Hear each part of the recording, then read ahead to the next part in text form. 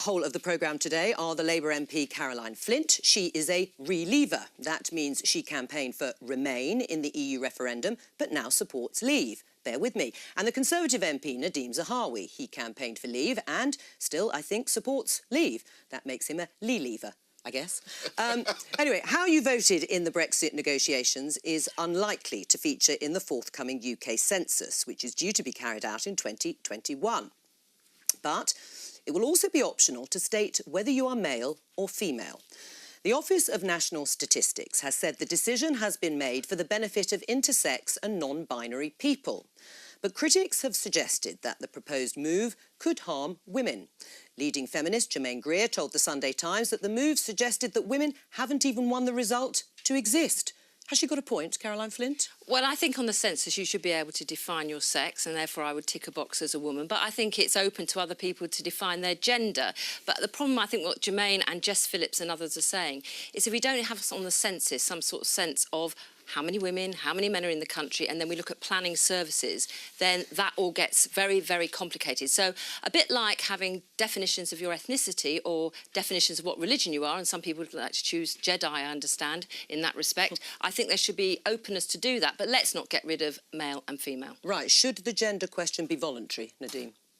Well, I think it's important, as Caroline pointed out, that we should have, at least for planning purposes, knowing how many males, how many females, and then people can then specify exactly what they feel they are, and that's right. But I think it should absolutely be there because the whole purpose of the census is to be able to plan. When I was running YouGov all those years ago, the census was quite an important part of when you try and do your work as one bit of the polling industry as such. But it is very important that the accuracy of this is important.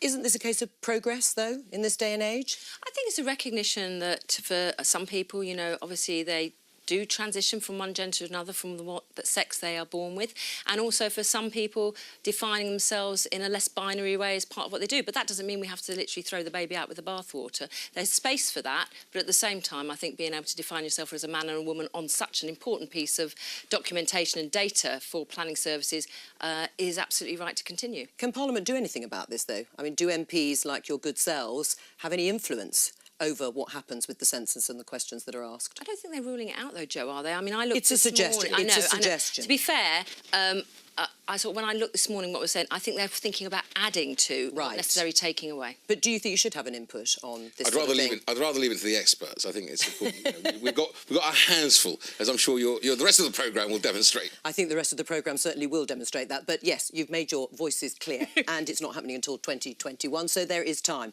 Now.